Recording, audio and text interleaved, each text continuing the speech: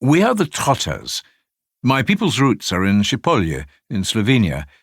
I say people because we're not a family anymore. Szepolje no longer exists, hasn't for a long time.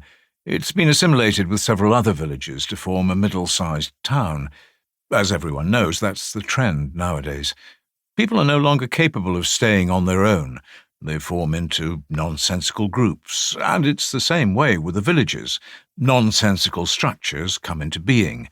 The farmers move into the cities, and the villages themselves, they want to be cities. I remember Szepolje from when I was a boy.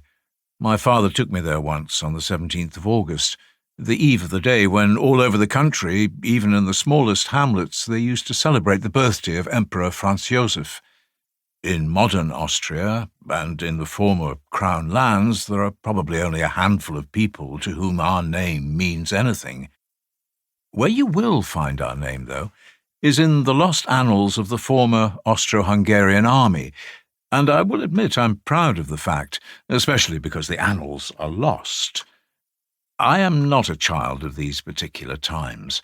In fact, I find it difficult not to declare myself their enemy. Not because I don't understand them, as I like to claim, that's my excuse. The fact is that manners don't allow me to be unpleasant or aggressive, and so I say I don't understand something, when really I ought to say I hate it or despise it. My hearing is acute, so I pretend to be a little deaf.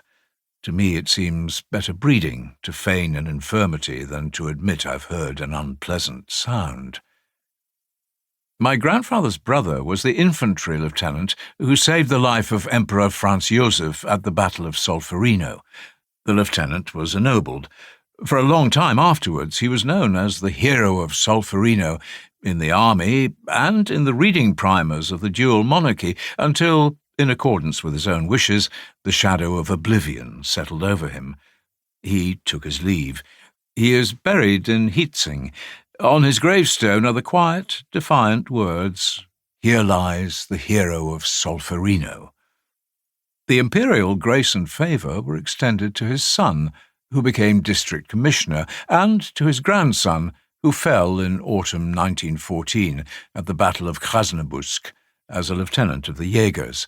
I never met him, as indeed I never met any of the ennobled branch of our people. The ennobled Trottas were all loyal servants to Franz Joseph.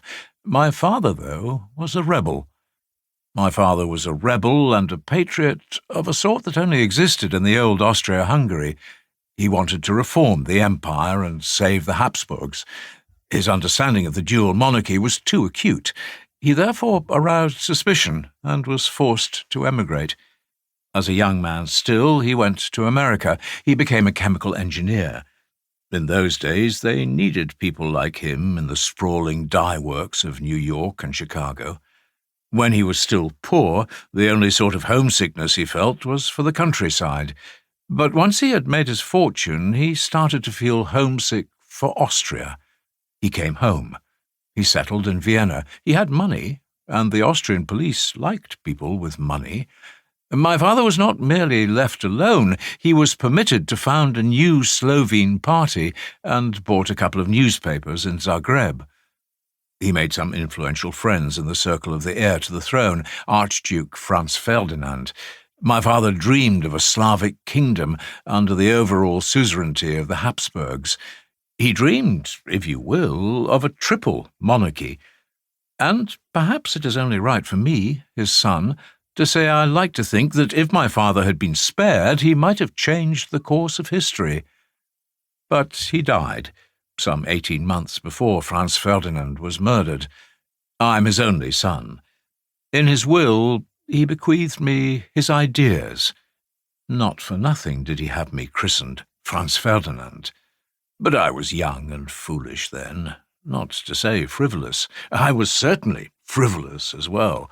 I lived, as they say, into the day. No, that's wrong. I lived into the night. The days were for sleeping.